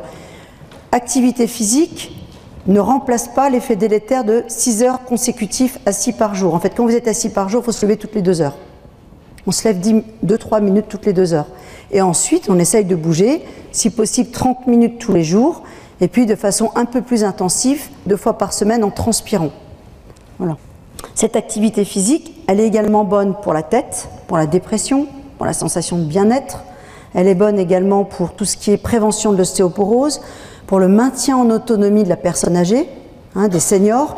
Donc on va avoir un film très rigolo qui va sortir en mai avec les chiens. On a un partenariat avec la SPA. Donc vous allez voir sur les écrans télé et au cinéma un très beau film qu'on vient de valider avec Thierry en début de semaine, qui est sympa. On a fait aussi un film qui s'appelle Les Chutes, que je ne vous présenterai pas ce soir, qui incite les enfants à bouger et dire aux parents, finalement, on a un rôle sociétal aussi. Et nos enfants, c'est pas grave s'ils tombent, s'ils se font des égratignures, l'important c'est qu'ils bougent. Parce que c'est embêtant de voir nos enfants derrière des tablettes à longueur de journée. Vous avez des bébés qui, dès 9 mois, il y a des applications pour bébés de 9 mois. Là, ça colle pas. Donc, ils vont en poussette à l'école, la tutute, le doudou, le machin, et ils ont 5 ans, 6 ans. J'en vois dans l'île, le samedi après-midi, dans une poussette, alors que, je sais pas, moi, ils sont capables de marcher, ils ont 7 ans. Mais ils sont en poussette parce que c'est plus pratique pour les parents et le gamin ne rechigne pas, il ne faut pas le porter. Donc non, on a un rôle sociétal de faire bouger nos gamins. Le stress, puisque je vous donne les cartes maintenant. Donc il y a des techniques, je sais qu'au club de Paimpol, ils en font. Ils font de la relaxation. Il y a aussi la méditation en pleine conscience. Vous pouvez manger en silence en regardant vos assiettes, essayez un jour. Vous analysez le petit poids de votre assiette. Qu'est-ce qu'il est beau, le petit pois. Il est vert pomme, il est luisant, il est mignon. Je vais le renifler, je vais le mettre en bouche, je vais le sentir en bouche. Pendant que vous faites ça, vous ne pensez pas à autre chose. Parce que nous, on a l'habitude de ruminer, de ressasser et d'être toujours négatif. C'est notre façon d'être. L'être humain est comme ça. Vous allez voir une expo, vous allez au cinéma, vous vous sentez bien parce que votre cerveau est capté par autre chose. C'est ça la méditation pleine conscience, il n'y a pas besoin de payer un psy. Vous allez analyser un tableau, regarder un paysage, vous promener sur la plage, c'est ça. Vous sentir bien. Et ça, c'est bon pour le cœur parce que vous libérez des endorphines, donc ce sont les hormones cérébrales du bien-être, du calme, du repos. Et ça fait tout le contraire de ce que nous avons parlé tout à l'heure, du stress. Après, vous avez ce que je vous ai montré là, vous pouvez télécharger sur les smartphones ou les tablettes. C'est Respirelax. Donc là, il faut mettre un peu de musique parce que ça peut être vite casse-pied. C'est comme un métronome pour ceux qui jouent au piano. Donc c'est un petit métronome qui va vous aider à respirer en cadence, à utiliser finalement votre thorax, votre poumon, pour stimuler le vague, donc le nerf qui protège, et mettre au repos ce système nerveux méchant qu'on appelle le système nerveux sympathique, parce que nous avons des petits capteurs dans le tuyau qui part du cœur qui s'appelle l'aorte, dans les vaisseaux du cou, les carotides. Ces petits capteurs, avec la respiration et les phénomènes mécaniques, envoient des signaux au tronc cérébral qui est dans notre tête, et qui, lui, est le régulateur de l'activation ou non de ce vilain système nerveux sympathique qui va avoir des conséquences sur la libération des hormones de stress, sur la tonicité des artères et sur la sensation de bien-être. Et sur la contracture. Les lumbagos, les hernies discales, c'est le stress. On est contracté, les muscles tirent sur le rachis, et puis hop, ça bouge. Je ne suis pas revenue sur les traitements hormonaux. J'ai fait des conférences avec le détail. Je pourrais répondre à vos questions, mais ça fait vraiment très long quand je fais le détail. Simplement, la contraception, ce n'est pas un bonbon, ce n'est pas un jouet. La contraception, c'est un acte médical. Un acte médical qui permet aux femmes d'avoir une vie sexuelle épanouie. Simplement, avant de faire une première contraception, ce que j'essaye d'expliquer aux femmes qu'on va voir après, je ne sais pas si je l'ai là, on leur donne la checklist des contre-indications des oestrogènes de synthèse, dont je vous ai déjà parlé tout à l'heure, pilule, anneau, patch. Donc une femme qui a déjà fait une phlébite, une femme qui a déjà fait un infarctus, c'est rare mais ça existe, une femme qui a une anomalie, qui a une anomalie familiale de la coagulation, une femme qui a une maladie du cœur déjà connue, une maladie des valves, ces femmes-là, on ne leur donne pas ces oestrogènes de synthèse. C'est une femme qui est migraineuse. Après 40 ans, on change la contraception. On ne donne plus d'oestrogènes de synthèse après 40 ans. Donc ça, c'est important parce que les femmes ne le savent pas. J'en vois en consultation qui ont 48 ans, 50 ans même, qui me disent « Ah mais je me sens mieux avec la pilule, mais qu'est-ce que j'ai mal au crâne ?» Bah oui, tu as mal au crâne, ma vieille, parce que tu es hypertendue, parce que la pilule, tu ne peux plus la prendre à ton âge. Donc on arrête la contraception et généralement, tu rentres dans l'ordre. Donc c'est important de faire cette checklist avant la première contraception et au renouvellement. Généralement, on fait une prescription de 6 mois, mais tous les 6 mois, on doit se remettre en question. Et ensuite, dans les 6 semaines qui suivent l'accouchement, il y a des femmes qui reprennent spontanément la contraception d'avant la grossesse, sauf qu'elle est contre-indiquée et que ça peut provoquer des embolies pulmonaires massives. Donc pas d'oestrogène de synthèse jusqu'à 1 mois et demi après l'accouchement. Alors on fait comment? Il y a plein d'autres moyens efficaces. Il y a les progestatifs, donc l'implant, on met une petite barrette, un implant pendant 3 mois. Vous avez également le stérilet à la progestérone qu'on peut mettre même chez les femmes qui n'ont pas eu d'enfant, le stérilet au cuivre. Puis après, il y a la micro-pilule, ce qu'on appelle l'optimisette ou la cérazette. Donc il y a moyen d'avoir une contraception efficace et bien tolérée. Pour le traitement hormonal de la ménopause, on a revu nos gammes tout récemment en décembre. Il y a trop de femmes qui sont mal avec la ménopause. Alors les symptômes climatériques, c'est des femmes qui... C'est pas que les bouffées de chaleur.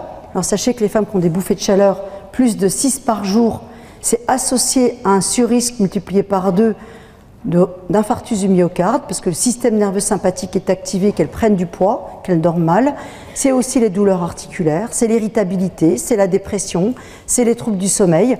Et donc, c'est toutes ces femmes qui ont finalement des récepteurs aux oestrogènes partout, qui sont carencées, qui sont des LOC, qui ont des troubles de la concentration. Et finalement, ces femmes, parce qu'on a eu une étude il y a 15 ans qui a dit on tue les femmes avec le traitement, et c'était une étude qui était mal construite, où on prescrivait un traitement hormonal par la bouche à des femmes qui avaient plus de 60 ans, qui étaient déjà obèses, qui étaient diabétiques, qui avaient déjà fait une maladie, contre-indication formelle, alors qu'une jeune femme ménopausée, d'une 50aine d'années, qui a moins de 60 ans, qui n'a jamais fait d'accident cardiovasculaire, il n'y a pas de contre-indication gynécologique. C'est pour ça qu'on a monté le centre de la femme à Lille Cardio-Gynéco. Eh bien, on va faire un checking cardiovasculaire et gynécologique, et ensuite, on va reclasser ces femmes en feu vert ou feu rouge pour le traitement hormonal. Et moi, je vois des femmes qui revivent complètement, qui sont heureuses, qui sont bien dans leur peau. Et après, pareil, chaque année, on réévalue la balance bénéfice-risque. Savoir que la Fédération française, alors je ne vous fais pas de l'ARTAP version déléguée médicale, j'adore ce projet Fédé de cardio. Mon papa était président de la Fédé de cardio il y a 25 ans. Il a 85 ans, mais il est encore bien vert. Ça le conserve. Mais toujours est-il que la Fédé, moi je la connais depuis que je suis petite. Donc je baigne dans la Fédé. Et quand on m'a demandé d'être première vice-présidente il y a 8 ans, J'ai dit oui tout de suite parce que ce projet, il est génialissime. C'est un projet qui est, on parle de prévention santé depuis tout à l'heure, mais c'est un projet aussi qui répare les âmes, j'aime bien le dire. Les gens qui nous rejoignent, ils retrouvent un sens à la vie, donner du temps aux autres, faire du bénévolat, s'intéresser aux autres, vous libérez des endorphines qui sont bonnes pour la santé. Ça prévient le cancer, ça prévient les maladies cardiovasculaires. Donc c'est vraiment extra. Donc la fédération, par rapport à ce soir, on a fait des états généraux pour faire un livre blanc pour un plan cœur. Et là, on n'était pas assez puissant, on n'avait pas Thierry avec nous, on n'arrivait pas à pénétrer suffisamment les instances, et donc on s'est fait toquer, on nous a dit on ne devrait pas de plan cœur. Il y a eu, je ne sais pas combien de plans AVC, il y a eu des plans cancer, il y a eu des plans TIC, hein, le plan TIC. Mais le plan pour une maladie qui tue, qui est la première cause de mortalité chez les plus de 65 ans et chez les femmes, on nous a dit que ce n'était pas la peine de faire un plan cœur. Donc on a remis le couvert, on ne s'est pas vexé, on a continué à militer avec la Direction Générale de la Santé, on a décidé ensemble d'un commun accord de travailler sur une stratégie nationale de prévention des maladies cardiovasculaires. Donc aujourd'hui, on est l'interlocuteur numéro 1 de la Direction Générale de la Santé. Donc informé, donc là, j'avais fait une conférence à Sciences Po, donc là, c'était 50 journalistes, des vrais pitbulls, donc c'était un déjeuner-débat, moi j'ai rien bouffé, elles sont délectées avec leur plateau repas, ça a duré 2h30, sans diaporama, sans rien, et à la fin, elles se sont engagées pour signer un manifeste pour agir avec leurs écrits, les émissions, la télé, pour agir à leur manière en citoyennes de prévention, des vectrices de prévention. Et ça a marché, parce qu'on a dû faire presque 200 interviews, 300 interviews en 8 ans. C'est monstrueux le nombre de papiers qu'on a pu faire, et d'émissions. Et grâce à ça, aujourd'hui, il y a des femmes qui disent à leur médecin traitant « Moi j'ai compris ce que j'avais, je vais aux urgences ». Elles se présentent pour leur bilan, ou elles les tannent pour avoir une consultation. Donc on a fait le film dont on a vu, on a fait un autre film, un peu plus percutant, qui passe encore au cinéma, qui s'appelle Casting. C'est-à-dire qu'on a demandé à des vraies actrices de venir pour mimer, on va le voir ensemble, les signes de l'infarctus. Et ces femmes ne savaient pas que c'était pour la Fédération française, elles pensaient que c'était vraiment pour tourner un vrai film. Bonjour Hélène.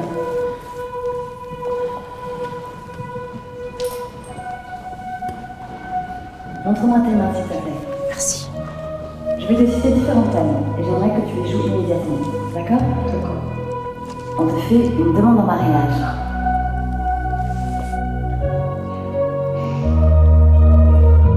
Parfait. Et alors là, c'est la rupture. Il se quitte.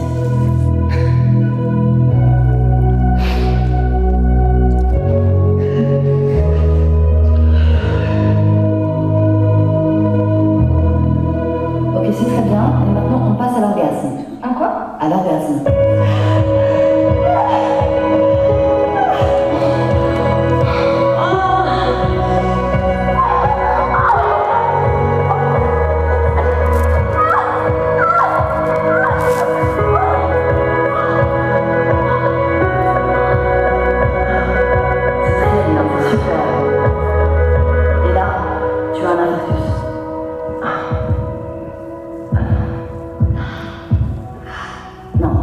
Non, c'est pas ça.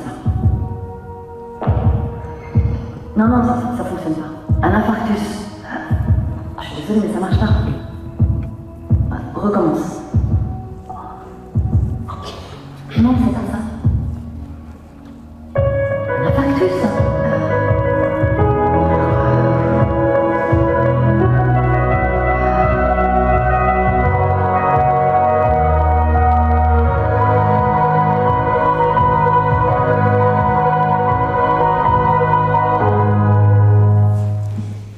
Voilà. Donc c'est un film qui est un peu percutant, qui sort des codes. C'est-à-dire qu'on a pris le principe, le parti pris à la Fédération d'être impertinent, provocateur, pour toucher votre cerveau affectif et que vous reteniez les choses. Sortir de ce qui existe. Voilà, avoir une touche d'originalité. Donc on a des médias, je vous l'ai dit, extrêmement suivants, extrêmement militants. On a Allo Docteur qui nous contacte régulièrement. Sur 6 mois, il y a eu Cœur de femme, sexualité du cardiaque et puis l'infarctus. Puis on a fait enquête de santé sur l'hypertension. Donc c'est bien, parce que c'est beaucoup vu, c'est revu quand vous le faites en replay. Et finalement, le média, quand on passe sur une émission télé comme Enquête de santé, où on sait qu'on a presque le million de spectateurs et on ne compte pas les replays, quand on voit une personne en consultation, on n'en voit qu'une pour passer des messages de prévention. Quand on passe à la télé avec 1 million, on ne passe pas pour sa pomme, on passe pour passer le message à 1 million de téléspectateurs. C'est ça la prévention active, c'est que le message soit diffusé. Ce soir, vous êtes hyper nombreux, mais j'espère que ça va faire tache d'huile. C'est-à-dire que demain, dans les semaines qui vont suivre, vous allez raconter ce que vous avez entendu, et puis vous allez en parler autour de vous, vous allez envoyer les gens vers le site internet pour leur dire « Allez voir, il y a vachement d'infos sur ce site ». Vous allez vous renseigner et vous allez aimer ça. Voilà le site, donc un site web qui est très bien. Alors, si vous vous y perdez un peu, il faut aller dans la loupe. Vous allez chercher, vous tapez le mot que vous cherchez. Il y a toutes les documentations que vous avez au fond de la salle, eh bien ces documentations, vous pouvez les télécharger sur Internet. Les films, vous pouvez les revoir sur la chaîne YouTube Fédé de Cardio. Et également sur la chaîne YouTube, vous avez des blogueuses qui ont fait des petits films sur la gestion du stress, sur des recettes diététiques, sur l'activité physique. Allez voir, c'est vachement bien fait. Vous avez donc des cahiers, un certain nombre de cahiers, et également vous avez un cahier sur le stress, pour ceux que ça intéresse, très détaillé. On remet ça aux médecins, c'est dans les salles d'attente, c'est ce dont je te parlais, l'affiche où finalement c'est une femme sur 3 meurt en France d'une maladie cardio-cérébrovasculaire. On a fait une brochure destinée aux patients, écrite avec une journaliste, pour ceux qui lisent Marie-France, Isabelle Delalleux, eh bien, elle travaille avec nous sur la rédaction des brochures et on a fait des recommandations avec les sociétés savantes. Le fameux parcours de soins de Lille, pour faire vite, il est parti de Magineco et moi, et toutes les deux, on a commencé à réfléchir à ce projet, c'était en 2011, et ça a fait tache d'huile. Et l'objectif maintenant, c'est que, vous voyez, le 5 avril, je fais une formation à l'ensemble des gynécos des Hauts-de-France, sur une journée avec une gynéco de Paris qui vient faire cours avec moi. L'objectif, c'est de faire des partages de savoir. C'est-à-dire qu'une gynécologue, un médecin traitant, est capable de connaître et d'appliquer les dépistages ciblés sur les femmes. Un cardiologue est capable de repérer une contraception dangereuse, est capable de conseiller sur un traitement hormonal, est capable de prescrire des ovules de colpotrophine à une femme qui a une petite sécheresse vaginale. C'est pas contre-indiqué quand on a fait un infarctus. Voilà, c'est un transfert de savoir et une vision globale de la santé des femmes. C'est pareil pour les hommes. C'est pas... Et après, les parcours de recherche dédiés, donc c'est vrai qu'on a donné, on a financé 40% du budget de WAMIF, donc ce projet dont on a parlé tout à l'heure sur l'infarctus de la femme. Baccarat, c'est une étude, on a donné 45 000 €. E3N, donc on est en train d'étudier un score de risque, c'est-à-dire on a une dame en face de nous, quelle est sa probabilité d'accident à 10 ans, avec une cohorte des enseignants de la MGEN, la cohorte E3N, et là c'est un projet de 600 000 € sur 4 ans, donc c'est beaucoup d'argent. Et puis Thierry nous parlera demain à Dinard d'une étude de télétransmission des relevés d'automesure chez la femme enceinte, pour prévenir justement, agir avant qu'il ne soit trop tard chez ces femmes enceintes. Alors on a aussi une très belle, vous pouvez aller voir le site de Loïc Trujillo, en tapant Loïc Trujillo tout simplement sur internet. C'est un photographe que j'ai rencontré par ma belle-sœur, qui a photographié l'autisme, qui a photographié aussi la crémation en Inde, la vaincre muco, et qui s'est immergé 6 mois à l'Institut Cœur-Poumon au CHU de Lille, et on a voulu alerter sur la cause des femmes, à la fois sur les patientes, mais également les soignants et les soignantes, des chirurgiens.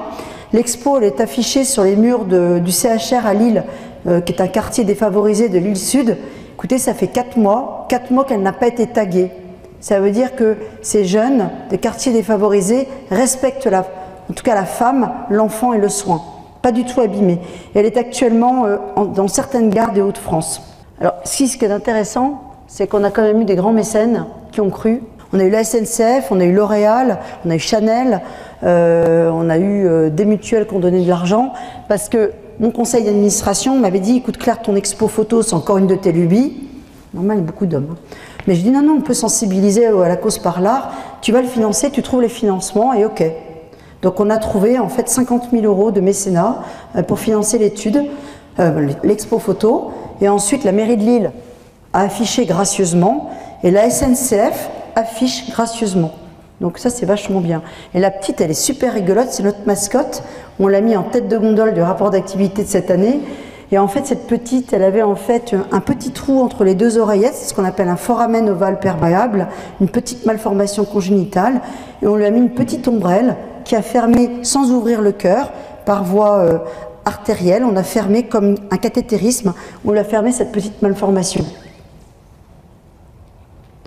Voilà, donc 55 ans, la fédération est née le 13 août 1964, avec deux patrons de mon père, Jean Lenègre et le professeur Soulier, avec des grands mécènes, des peintres qui ont accepté de faire une mise de fonds. Elle s'appelait Fondation Française de Cardiologie. Ensuite, elle a changé de nom parce qu'on a voulu inclure nos 26 associations régionales. C'est devenu la Fondation Française de Cardiologie et la Fédération des associations régionales de cardio. Et en 1991, c'était un peu long en communication, on est devenu la Fédération Française de Cardiologie, reconnue d'utilité publique, c'est-à-dire que nous sommes habilités à recevoir des libéralités, ce qu'on appelle les legs, les assurances-vie, les dons et la collecte.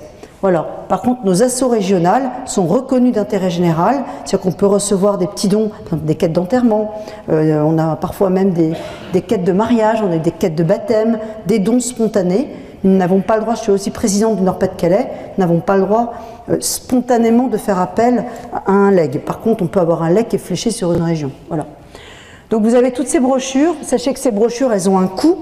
Hein. Concevoir une brochure, c'est 50 centimes d'euros. Vous allez me dire, ouais, c'est pas grand-chose. Sauf qu'on en distribue des millions. Voilà.